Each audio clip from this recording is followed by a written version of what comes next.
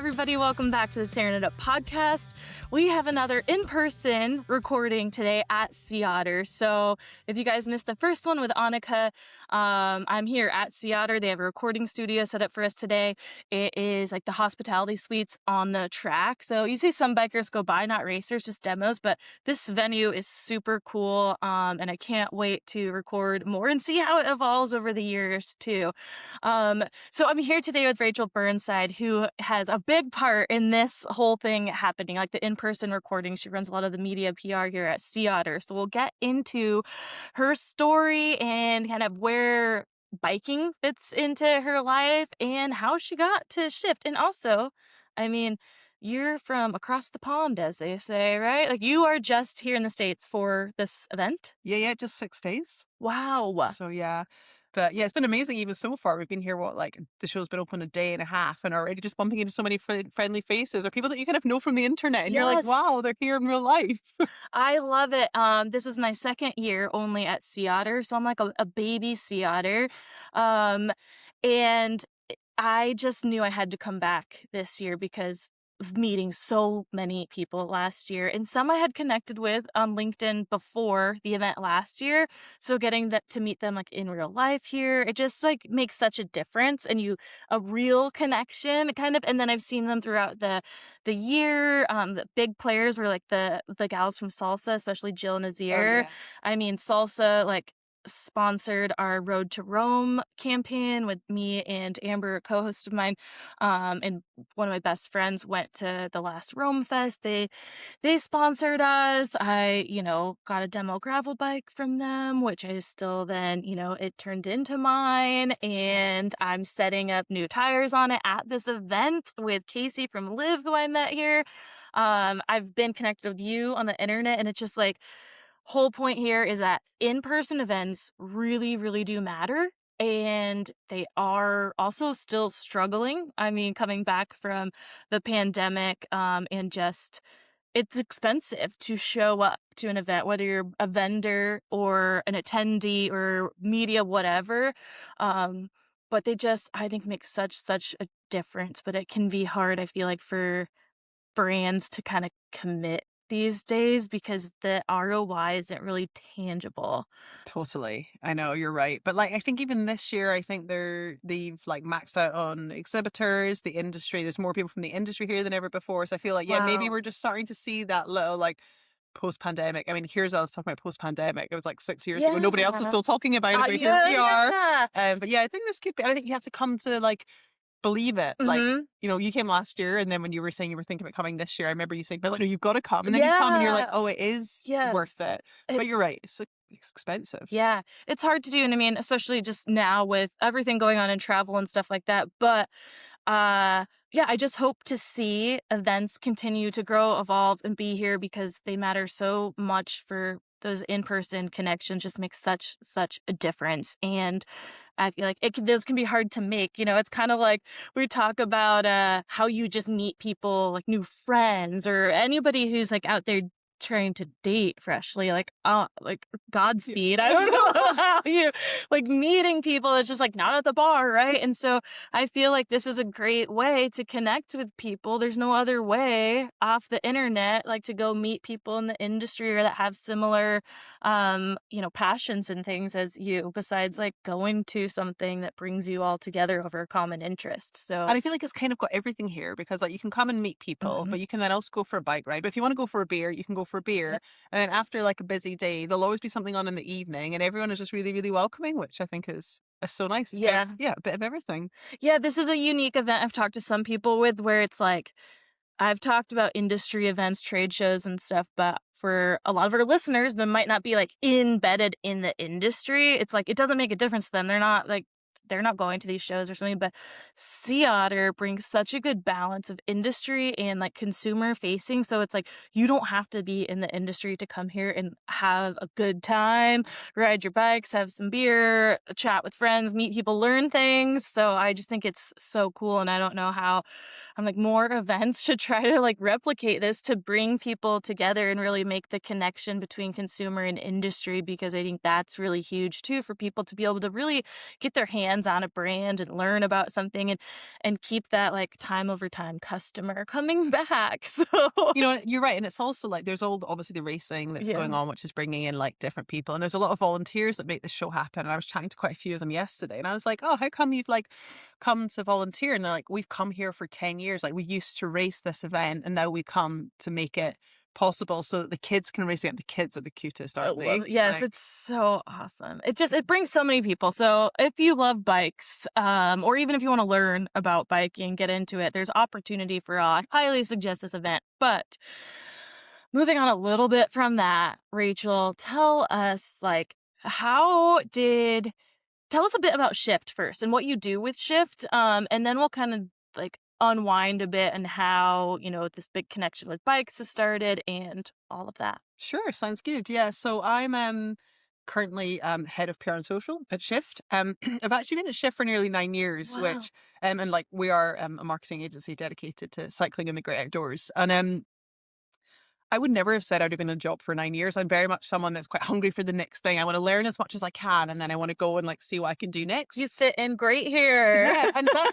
right. Like, and that's what I've learned. Like from coming into the cycling industry, honestly, like every year is different. I feel now every like month is different. And like, I hate to be that person that talks again about the pandemic, but like the amount I learned during the pandemic in the cycling industry and then the aftermath of all that, like, we're still paying the price of that, but you just Yeah. learn so much. So I think like 9 years later, like I'm still here, like loving it. So yeah, my day-to-day job is managing a team of PR and social specialists. And we are fortunate enough to work with sort of like 25 brands within the cycling industry.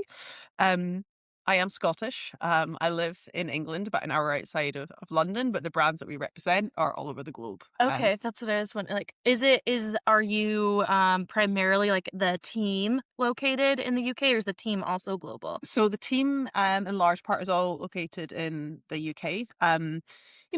We might change that in due course. I think like we have definitely felt, I've certainly felt like having the team around me in the office, we just do our best work. And Yeah. we can, yes, okay, I appreciate it's not always great for the planet to be traveling a lot. Like we don't travel too much. Like we keep it like where it's like essential. But us having the team based with us and chatting about stuff, it's like where we do our best work. We're sharing insights and exciting things we're seeing in cycling. We're talking about it in real time. We're asking people for help. So whilst the world is shifting, I think, to people more, particularly in the cycling world, I've noticed a lot more of like the agencies and brand are like more remote. We've Hmm. definitely stuck to the fact that like for us, that is how we do our Yeah. best work. So yeah, everyone's based in the office. I think, I'm a people person. I like to be around people. So that's definitely like what I want. Maybe if like I was a different person, maybe Yeah. it'd be different. But yeah, and we get to, it's funny. I've met a lot of people here who I know in the UK, Hmm. because loads of people have come over here, and I've spent more time with the people that I know from the UK here in California than I would in the UK, because That's it's almost just wild. like, oh, you need to speak to them, you just like jump on like, The phone or yeah, whatever. even if Yeah. they're like a half an hour down the road. So it almost like doesn't really make a difference that we're based in the UK and our clients are based like in the US. We've got clients in Taipei, we've got clients in China. Like doesn't matter because people still just like divert like Yeah. to like, okay, we're just gonna go online and dial in. Um, so yeah, Yeah. Well, I think that's kind of going back to what we talked about, just events, right? And how important it is for in person. I mean, I love being able to work remote for flexibility of schedule. I have a sporadic schedule. Every day is just different. And I like to be able to have that flexibility. However, I still do also miss like having a team for exactly what you said, the collaboration, insight, motivation and inspiration because, every day is definitely different in my brain too. I mean, every half a day yeah, is. yeah, So it's like yeah, and I'm in a place right now of really trying to find that balance for myself and how I can have flexibility, especially for just like the lifestyle we currently live at like with our home and everything like that. And also feel like work with people, have a connection and not feel so isolated and building something just completely alone. And the learning process is a lot slower that way, which I've been thinking about. Like, I want to continue to learn and grow, but this process is so slow when you are just doing it yourself every fucking day and figuring yeah. it out. And like, yeah, the feedback loop is slower.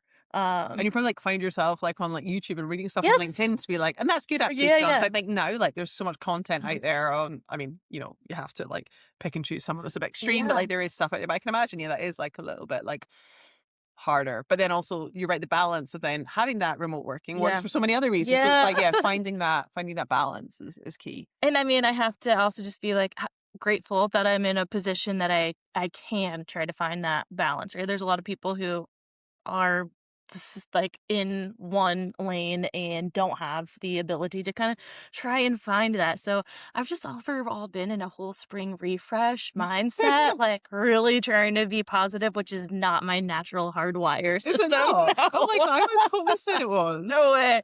Super pessimistic. Right. I'm so surprised, but you're definitely Yeah. trying because I would have Yeah. said that that Well, is. I think I can outwardly put it there for sure, but I think it's more so when it comes to like my own stuff, Yeah. that I think a lot of us have those same kind of feelings, and that's like the self-doubt Oh yeah. and that kind of stuff. Not necessarily walking around like doomsday, this sucks, that Yeah. sucks, Okay. but just harder on myself and sometimes, yeah, have to like look at the positive first, and I can tend to like, what's the worst case scenario here instead of like, what's the best case scenario? Like Yeah. always Yeah. kind of planning for the worst type thing. But I mean, yeah, I think I can generally walk around with a smile on my face and like be happy and excited to be out there, especially around people. But road rage is there. Oh yeah. Yeah. Oh, me too. Honestly, like if I lived in the US, my road rage would be too much. Like honestly, some of the traffic, I'm just like, no. And then you were saying earlier, yeah, like just a 5 hour drive to get home. I'm like, 5 hours. Like in the UK, we would probably fly that. Oh my I mean, god. I wouldn't. Yeah, Like, yeah, yeah. we'd probably drive because I quite often drive from like Scotland to England, but like 5 hours would be a lot. Like, Yeah. people just wouldn't do that. I'm also a little bit of an anomaly where I make a 12-hour drive kind of often from like California back to Washington where my family is, or I don't often anymore, but I've done it a ton. So for me, a 5-hour drive is like, Yeah. easy, done. And 12 hours is like, it's long, but I'm like, ugh, totally doable. I think I'd And eat too yeah. many snacks. Yeah, yeah. I would You just, I'd have be like, to. I'm just I sleeping think all it's the like, time. yeah, Like, just that's like the only thing's going to keep me going. But okay, so you guys are in the office. That's the way your team is working best.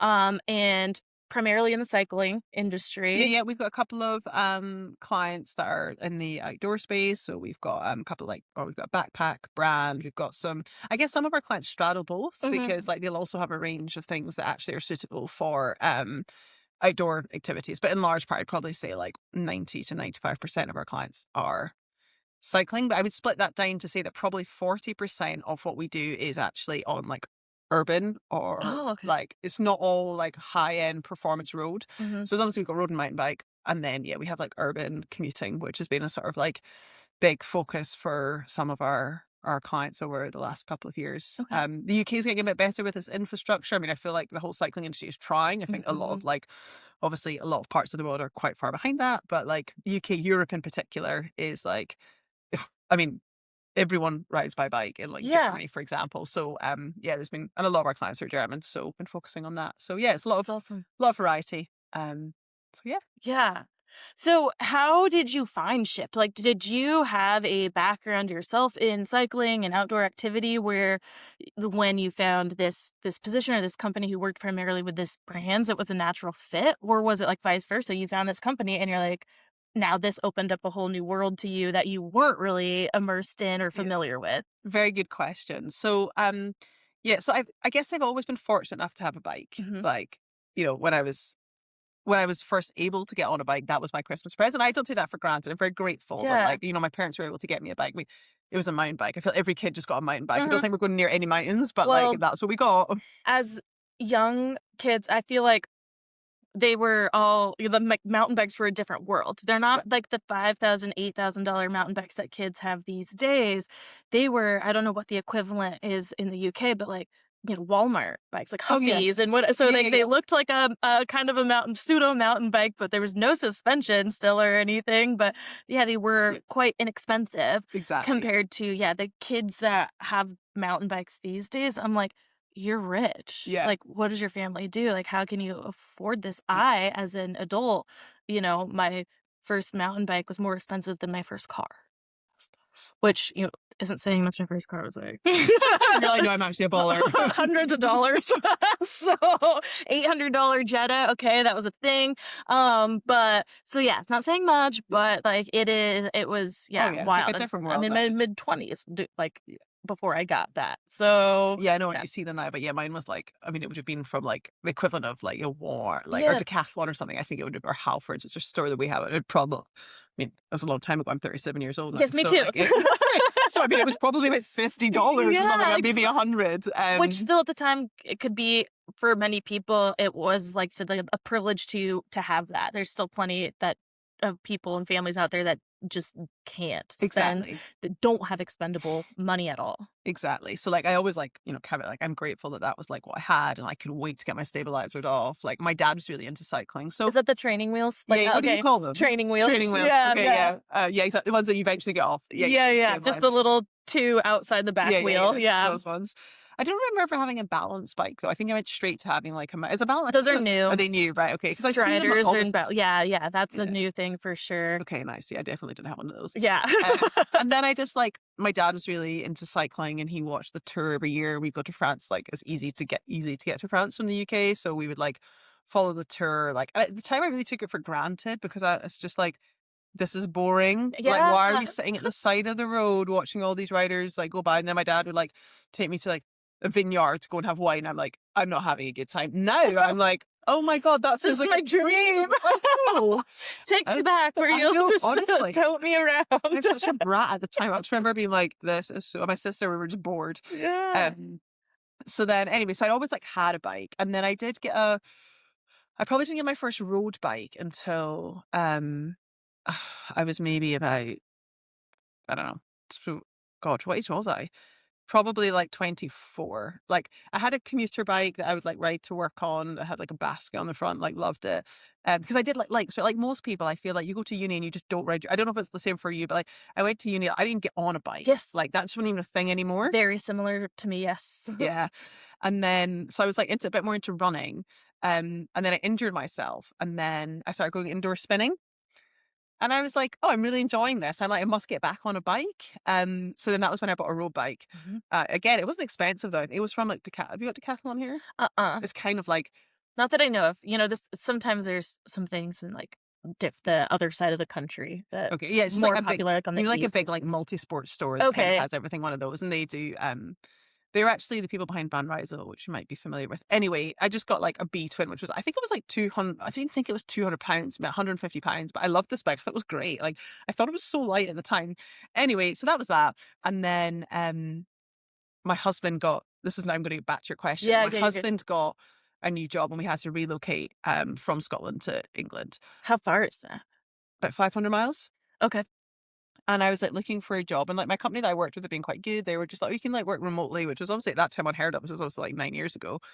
And then there's this agency that like specialized in cycling. I was like, what? There's actually a company that does like because I'd always done marketing. That's and what I was I was like, wondering. yeah. So I've always done that. I was Okay. like boring stuff. Like, like the clients that I had, like I worked with like the Scottish government. So it was like a lot of like, government campaigns. I worked with like equivalent of Walmart's like Asda, like doing some of their stuff. Like it wasn't anything that set my soul on fire. Yeah. Like I wasn't hugely bothered about selling baked potatoes and baked beans to people. Look, hats off to people who do marketing in that world. I have a friend who does marketing in like security, cyber security or security system, and I'm just like, I don't know. I was spoiled in how I got into it and being straight in the outdoor industry and talking about fun shit. And I'm like, how the hell would you come up with a marketing campaign for like this random stuff? Like even before cycling, so my job just before that was in automotive, and like even that, like I don't love cars. Yeah. Like and I feel it's terrible. Look at like where we are just now. Like I it's been some know, epic cars going around yeah. here, and I'm like, but like.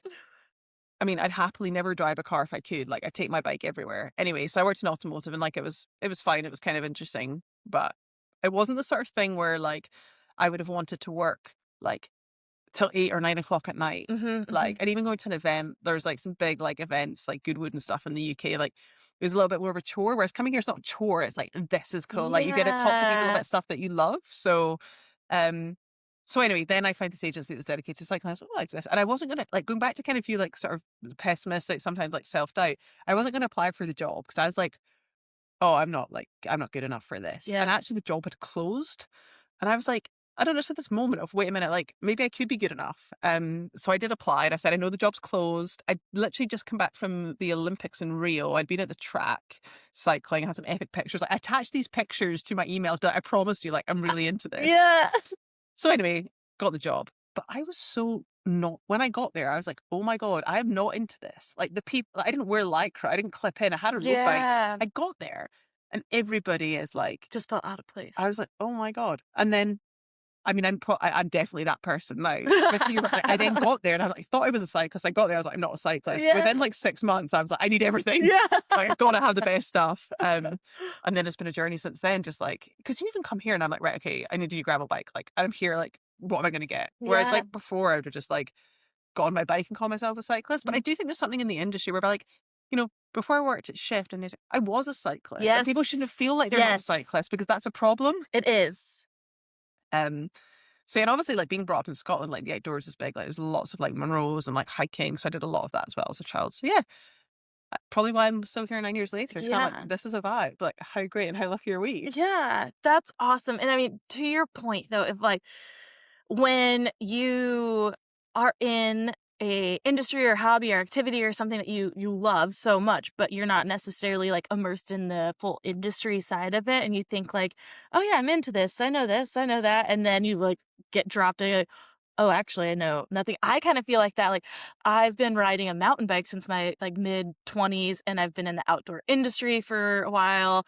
And I follow like some apparel brands and stuff like that, but in the nitty-gritty, I'm like, I don't know what all that means, like, especially when it's coming to, like, bike components, or I don't know, just getting really technical and detailed. And last year coming here to Sea Otter, I was like, I am not, like, this huge cycling, like, crazy fanatic, because there's all cycling here, it covers all grounds. Like, I don't know if I fit in. I don't know enough about this. I know surface level mountain bike stuff, and like I started learning, and then I like plateaued, and then I just like regressed probably.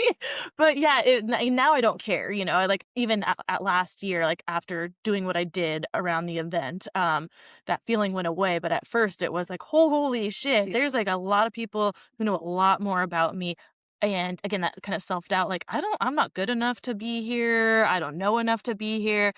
But like, you do not have to wear certain things, have a certain bike, do a certain type of ride or whatever to identify as a cyclist. And we talk about that a lot, as just as far as even athletes and in general, to be an athlete. And I think I honestly, that got more into my head from just like CrossFit too, where people can feel very intimidated by that. But I was lucky with my gym, where it's like, if you're stepping foot in here, you're an athlete. Yeah. And I love that so much, because I feel like the spaces I came from that were like a little more niche and specialty were very elitist, in like, you're not a snowboarder, or you're not a this or that without doing this Yeah. to this level.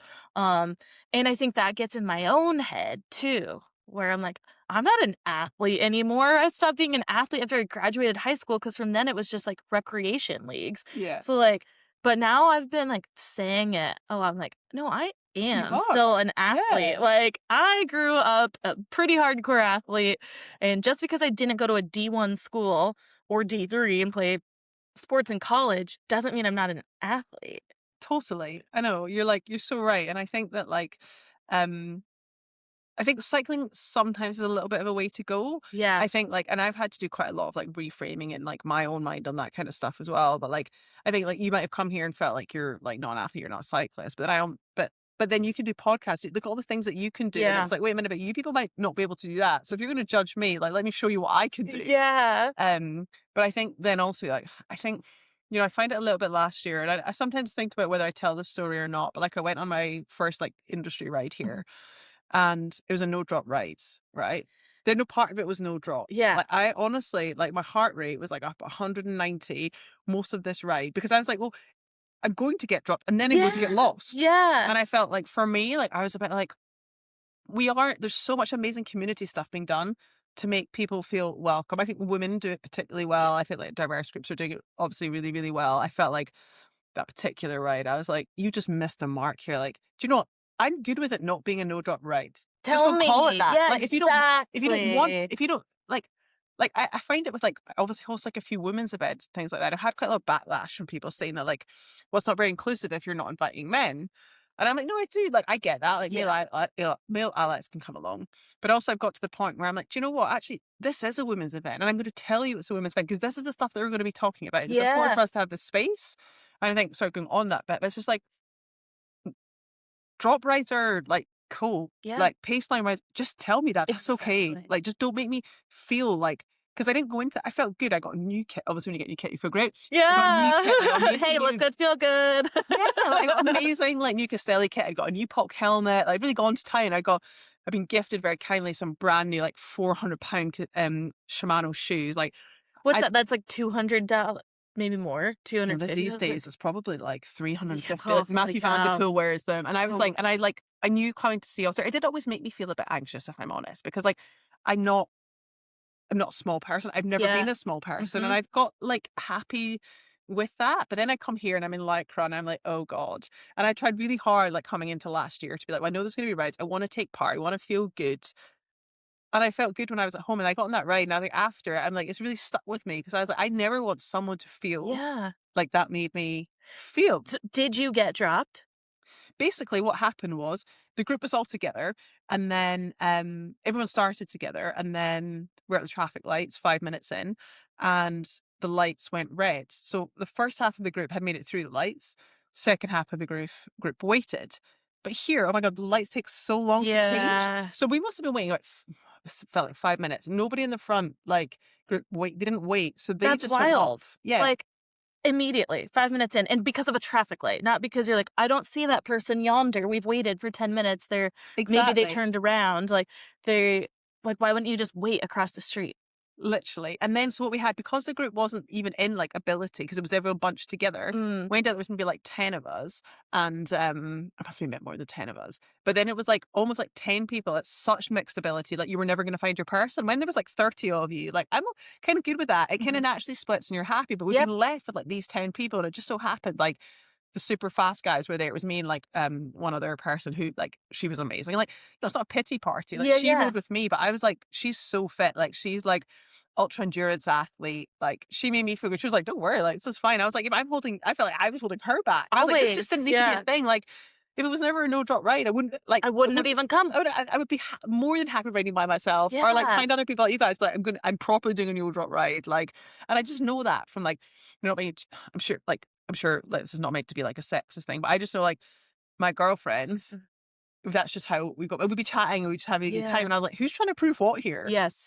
And I think that like that's the only time it's really happened to me. And I just really hope that like across the board, like however you might have felt when you first came here and like how I feel sometimes, like let's not make situations where we're deliberately making people feel that way. Yeah, yeah. And I think that, again, it can be so much in our own head and not necessarily the other people putting it on us. I think it's getting better with that. I think more people are recognizing those situations, but those things still happen and if you guys don't know, from maybe not being super immersed into cycling, a no drop ride is a group ride where you will wait for so if you're slow, like, the people ahead are gonna wait for you to catch up. You will not just get left in the dust. And so a lot of group rides you might see in your community will say this, "No drop," meaning, like, "We're not leaving you behind." I'm with you, though, of, like, I kind of don't like that everyone just says that now. I'm like, "Can we say that there's a pace?" Because, like, I put pressure on myself. I'm not an endurance athlete. Like, I am built for strength and durability, Oh not yeah. speed. Me too, So, exactly. like, I'm trying to, get better, but my better is not gonna be anywhere near, like, someone else's, and some rides are great and totally no drop, and let's go hang out, we're gonna chat, we're gonna do this. But when you are a person, especially where I've come from in my experience of, like, being good at sports and then coming into, different sports that I'm, like, not good at or it's not fast, okay? And that's what the sport is dependent on is kind of like speed and endurance and not strength. Well, I'm not the best there. And so it's a weird mindset of my own of like, I'm not used to being the one who has to be waited for. Yeah. And it feels horrible, It right? does feel so horrible.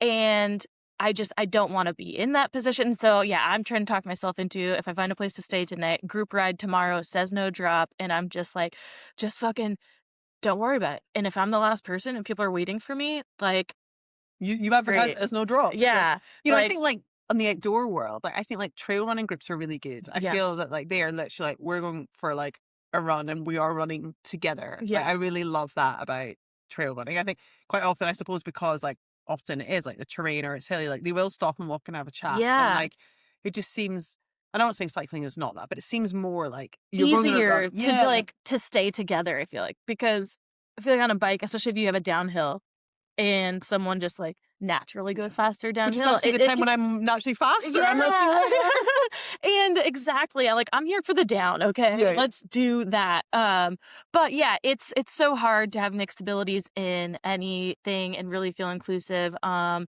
the people who are, at the top might have all the best intentions, but you just really don't know what that gap might look like, because I can sit there and tell like, yeah, someone's like, "Oh, I'm so slow. Don't worry about it." I'm like, "You don't understand. Like our slows are very different. Yeah. Like what we have in our head as slow is not the Yeah. same." I had that conversation recently listening to a gal. I was like, "No, like I'm not fast. I'm slow." I'm like, "You're racing endurance gravel rides. Like you're not slow You might be compared slow to." against the like podium Yeah. people, but like compared to When us, my, long ride's 12 miles, like, you're not slow, okay?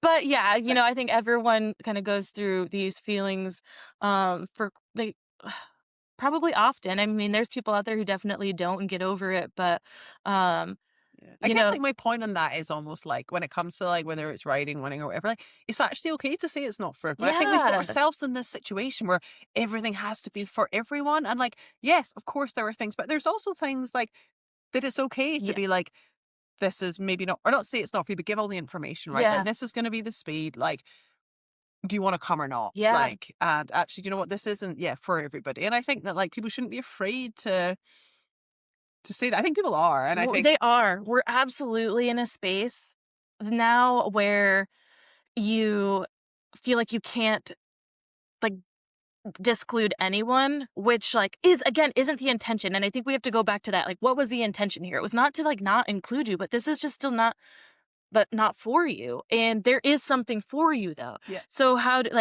just being helpful and helping those people find what could be for them.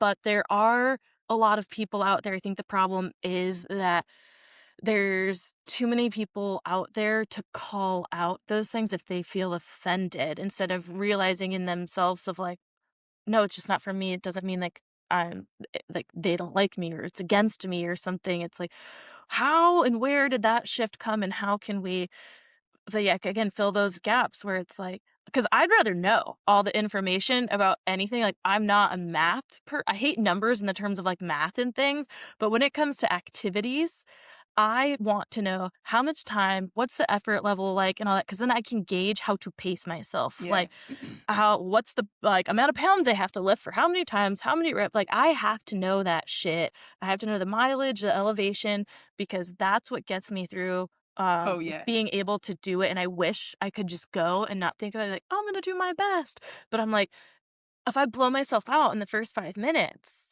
yeah. I then know. it's not gonna be fun. I also don't. If I don't have the information the night before, I like panic, and then I Yes. probably don't want to go. And then actually, it's okay. But like, yeah, there's something you said there that was making me think of something. Um, oh, Yeah. it'll come back to me. It'll probably Well, come back to me after. that panic thing, too, like the anxiety, I get that a lot too, where I'm like, my anxiety is already through the roof, so my heart rate is already starting Yeah. out in zone fucking 5 before we started the ride, because I'm just nervous, and then I instantly can't breathe because we get to a group ride and it starts with a hill. I'm like, oh my fucking god, Or no they've way. been waiting for you to top of the hill, so you have to keep going. You're like, but you Yeah, it's called the fuck you breath Yeah. or fuck you break, because it's like, oh great, here we go. Like, no, I didn't get my break yeah, yet. yeah. You're wondering why I'm still behind. Yeah. Yes. Yeah, it's yeah, something, because then I think that like if we talked about spiritual, I just think then it's like people won't come back. Yeah. And then that's silly because actually it's something that we could have prevented. But equally, sometimes when I'm on a group ride and like if I'm faster than the like slower people, which is rare, it's also not good for me. Do you know Yeah. what I mean? So it's almost like, anyway, we could talk about it for days, but I think Yeah. actually we're getting to a better place here. There's been so many rides Mhm. like that have been going out. This is like the Living the Swift one this morning. There's the Yeah. all there's a women's group here. They all kind of all ladies. Oh, well, Ladies All Ride. Yes, Yeah, I think yeah, they've got they work a lot with Liv. They're doing some nice, clinics and stuff. Yeah, nice. I think for they've mountain really got like a biking. ride and stuff like Yeah. that. So I think, yeah, I think like we're moving in a good direction, but I think it's important. I mean, I think overall really is just like no matter if you're cycling, hiking, bike, well, I already said cycling, whatever, doing whatever you're doing, you're going to find your people and it takes some time to do that. And you got to figure out how to find your people, right? Like, who am I going to fit in with, or not fit in with, but feel comfortable with? Who do you feel comfortable with? What do you feel comfortable doing? And a lot of us, like, have a hard time doing that because we can't get past the fear in the first place of like putting ourselves out Yeah. there and not being afraid to like, I don't know, that's not the right word, but like fail, I guess, and like be left behind. Or, I mean, let's go optimism, be the front of the pack. And you're like, wow, I'm Yeah. actually like way better at this than I Yeah, thought, or I exactly. want to go fast. Like maybe I want to be pushing myself. This is my form of like, what I need for mental health or pushing myself for exercise. So it can be the total opposite spectrum. Like you find that you want to push harder on these things than some of the like rides or whatever activities you've been doing. So I think again, just Yeah. putting ourselves out there, and so kind of bringing that back to like what you found your people in shift and you got more immersed into this industry, became like more of a like hardcore cyclist. Did that take you like outside of work and coming to these events for that? What does it look like at home? Do you do races? Are you going on group rides at home, or is it still just like that fun for you? Yes, I think I've been on a bit of a journey like with that as well. Like I was real like I've never I've done a couple of races, a couple of sportives, I've done a couple of duathlons. Like the nerves get the better of me and they take the enjoyment out of it. So I Hmm. haven't done anything like for a while. Like I would just go and ride by myself. I love riding by myself. Yeah, Like that is me my like too. happy place, like where like I'm not, and I think it's we spent a lot of time talking about it a minute ago. I think it's connected to that. Like I like the no pressure from anyone Yeah. else. Like if I want to stop and have cake after 10 minutes, I can stop and have cake Yeah. after 10 minutes. Like if I only want to go out for like half an hour, like that's fine. And I just like I've kind of got very used to being by myself. And actually, I think even regardless of like a pace of a group ride, I Mhm. just because I don't even know the rules of the road really. And actually, Yeah. I only ride roads. Like and I Zwift. Like I'm not. I've mountain biked a few times. I'm I'm so nervous and so bad at it that like my hat, I literally every time like I finish a mountain bike ride, like my it's my Forearms. forearms. Oh my god, because it's like Because you're holding like, on yeah, for dear white life. knuckling and Yeah, breaking, like, yeah. exactly. So like yeah, very much like a solo rider. I've ridden like I've been fortunate enough to ride a lot of places in the world. I've ridden in California, I've ridden in Tokyo. I've ridden a lot of places in the US actually. I've ridden in Taipei. So like Wow. I've been very lucky. Like whenever I go somewhere, like I try and make sure that I get a bike and I go out and I just like see. Because that's your you time. Exactly. Yeah. And it's not normally to be fair, it's not normally when I'm with work. Like, it just isn't time like here like to Yeah. ride bikes, but like when I'm on holiday and things like that. But I think actually what's been the biggest thing for me is and it's ties a little bit back to something you were saying before. Like I mean, I've been here 9 years in the industry. When I first started, like there was very few women and I was like, I want, like, I need to find some more women. So Mhm. I thought, right, well, there isn't anything out there where I can find women in the industry. So I'm going to create something because Yes. actually, like, that's going to be the best way for me to like find my people. And I think probably in the last 2 years, like the friends that I've made, like in the industry, by just creating moments where people can come together and not being afraid to be like, hey guys, I'm at Sea Otter. Does anyone want to join me for a drink? Like, and that took courage, Yeah. but it's been amazing. Like the people that I've met. And actually, what I love about that is that, like, we've got this like obviously like, you're part of it, like a big group of women who all just come together. It doesn't even matter if you don't even ride a bike. Yeah. It doesn't even matter if you've never run a mile in your life, like in your BMI sky hit. It doesn't matter. Like we're just people that work in the industry and what we do is very good, regardless of whether we're very good on a bike, but we might be brilliant marketeers, brilliant engineers, like event people, anything like that, Yeah. podcast hosts. And like we And can just different come together. perspectives. Different perspectives, the stuff that I learned, like even like last night, and it was just like a sort of smaller one than we normally do. I don't know, maybe like 20 of us like had some beers and or like water, whatever. More people drink water these days than beer. Yeah, did you? And even just within that, like hour or so, the things that I've picked up from other people is amazing. And at no point, I mean, I always get anxious about those things because I'm a little bit anxious. I'm like, well, if nobody like turns up, but I'm like, Mhm. well, it's fine. I put myself out there and I made it breezy. Like, Yeah. but it's just the things you pick up and you just leave feeling so proud. At no point did I leave that feeling like those women are better than me or Yes. like they know stuff that I don't know. I left thinking, oh, that was really great. I've learned some new things from these women and I know that I can come to them if I need some help. Yeah. More Um, inspired and motivated than like you said, like, "Oh, no, I'm not enough." yeah, exactly. Yeah. And everyone's like bigging each other up about stuff that they've seen that they've done. And actually, I think it's those moments where you're like, oh, okay, like, yeah, I might get dropped in a group, right? But actually, in this group of people, these people think I'm good. And you're like, okay, that's nice. Yes. We all have those avenues of life that like we shine a little brighter in than others. And we just have to remember that in those times that we're feeling like, less than in other spaces. Um, and I think that's another thing. And I've been talking about it probably quite a while of like just being in my era of solo riding and enjoying it. And it did stem from like getting this, less self-esteem in being able to climb, and so I don't wanna, like, hold people back, and, like, I just don't like going out with people if I haven't been with them before, or they don't know what my pace Oh my God, is because that's I'm like too me. anxious, but then that was, like, sucking the fun out of it, and I didn't wanna do it, and with mountain biking, I don't enjoy doing it alone. I want to go mountain biking with people just from, like, the risk of injury, things like that, um, and that's where I've gotten into more gravel biking where I'm really enjoying going on longer rides and alone. Like, I've got no problem. I mean, as I said, I take these long ass drives. Part of my favorite thing, when I haven't gone on a long drive for a while, I'm like, I need to go somewhere because like 12 hours alone in a car, give it to Yeah. me. Give it to me. I love being alone and closed off, but also like around people. So, like I said, I know what kind of my balance is. And like, yeah, gravel has just like become something I really want to get more into because I like to do it alone. And that's why here I'm hoping today to get out on a ride alone to do a little exploring, not feel any pressure. Yeah. And if I want to stop there, take a video, take a photo, Yeah. I'm going to do that. If I want to have a snack here, I'm going to do that and not feel like I'm holding anybody up. I do want to go on a group ride tomorrow, but I also know like I don't need to, last year I fit a ton of things in and I want to do all this group stuff. But I'm like, it's a-okay to take time for myself here too. I don't have to feel like I missed out on something because I didn't do this clinic or go out with this person or that person.